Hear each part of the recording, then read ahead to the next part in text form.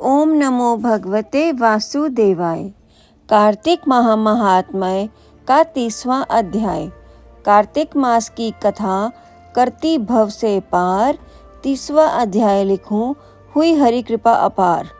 भगवान श्री कृष्ण सत्यभामा से बोले, हे प्रिय, नारद जी के यह वचन सुनकर महाराजा पृथु बहुत ही आश्चर्यचकित हुए। अंत में उन्होंने नारद जी का पूजन करके उनको विदा किया। इसीलिए माघ, कार्तिक और एकादशी, यह 3 व्रत मुझे अत्यधिक प्रिय हैं। वनस्पतियों में तुलसी, महीनों में कार्तिक, तिथियों में एकादशी और क्षेत्रों में प्रयाग मुझे बहुत प्रिय है। जो मनुष्य इंद्रियों पर विजय प्राप्त कर इनका सेवन करते हैं, वह मुझे यज्ञ करने वाले मनुष्यों से भी अधिक प्रिय हैं। जो मनुष्य विधि पूर्वक इनकी सेवा करते हैं, मेरी कृपा से उन्हें समस्त पापों से छुटकारा मिल जाता है। भगवान श्री कृष्ण के वचन सुनकर सत्यभामा ने कहा, हे प्रभु, आपने बहुत ही अद्भुत बात कही है कि दूसरे के लिए पुण्य के फल से कलह की मुक्ति हो गई। यह प्रभावशाली कार्तिक मास आपको अधिक प्रिय है, जिसके पति द्रोह का पाप केवल स्नान के पुण्य से ही नष्ट हो गया। दूसरे मनुष्य द्वारा किया हुआ पुण्य उसके देने से किस प्रकार मिल जाता है, यह आप मुझे बताने की कृपा करें। श्री कृष्ण भगवान बोले, प्रिय, जिस कर्म द्वारा बिना दिया हुआ पुण्य और पाप मिलता है, उसे ध्यान पूर्वक सुनो।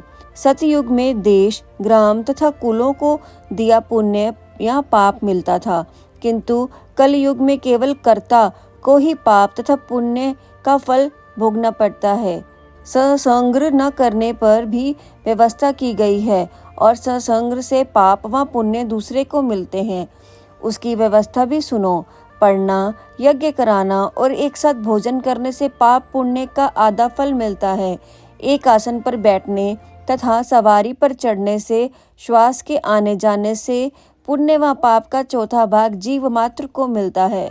छूने से, भोजन करने से और दूसरे की स्तुति करने से पुण्य और पाप का 6वां भाग मिलता है। दूसरे की निंदा, चुगली और धिक्कार करने से उसका 7वां भाग मिलता है। पुण्य करने वाले मनुष्य की जो सेवा करता है, वह सेवा भाग लेता है और अपना पुण्य नौकर और शिष्य के अतिरिक्त जो मनुष्य दूसरे से सेवा करवाकर उसे पैसा नहीं देता, वह सेवक उसके पुण्य का भागी होता है। जो व्यक्ति पंक्ति में बैठे हुए भोजन करने वालों की पत्तल लांघता है, मैं उसे, जिसकी पत्तल उसने लांघी है, अपने पुण्य का 6वां भाग दे देता है। स्नान तथा ध्यान आदि करते हुए मनुष्य से जो व्यक्ति बातचीत करता है या उसे छूता है, मैं अपने पुण्य का 6वां भाग दे डालता है। जो मनुष्य धर्म के कार्य के लिए दूसरों से धन मांगता है, वह पुण्य का भागी होता है। ठीक उसी प्रकार जिस प्रकार की दान करने वाला पुण्य का भागी होता है। जो मनुष्य धर्म का उपदेश करता है और उसके बाद सुनने वाले से याचना करता है, वह अपने पुण्य का 6वां भाग उसे दे देता है। जो मनुष्य दूसरों का धन चुराकर उसमें धर्म करता है, वह चोरी का फल भोगता है और शीघ्र ही निर्धन हो जाता है। और जिसका धन चुराता है, वह पुण्य का भागी होता है। बिना ऋण उतारे जो मनुष्य मृत्यु को प्राप्त होता है, उनको ऋण देने वाले सज्जन पुरुष पुण्य के भागी प्राप्त होते हैं। शिक्षा देने वाला, सलाह देने वाला, सामग्री जुटाने वाला तथा प्रेरणा देने वाला, यह पाप और पुण्य के 6ठे भाग को प्राप्त करता है। राजा प्रजा के पाप पुण्य को 6ष्ठांश का भोगी होता है। गुरु शिष्यों का, पति पत्नी का और पिता पुत्र का, स्त्री पति के लिए पुण्य का 6ठा भाग पाती है। पति को प्रसन्न करने वाली आज्ञाकारी स्त्री पति के लिए पुण्य का आधा भाग ले लेती है। जो पुण्यात्माएं पराये लोगों को दान करते हैं, उनके पुण्य का 6ठा भाग प्राप्त कर लेते हैं। जीविका देने वाला मनुष्य जीविका ग्रहण करने वाले मनुष्य के पुण्य के 6ठे भाग को प्राप्त कर लेते हैं। इस प्रकार दूसरे के लिए पुण्य अथवा पाप बिना दिए भी दूसरे को मिल सकते हैं, किंतु यह नियम जो भी मैंने बतलाए हैं, ये कलयुग में लागू नहीं होते। कलयुग में तो एकमात्र कर्ता को ही अपने पाप व पुण्य भोगने पड़ते हैं।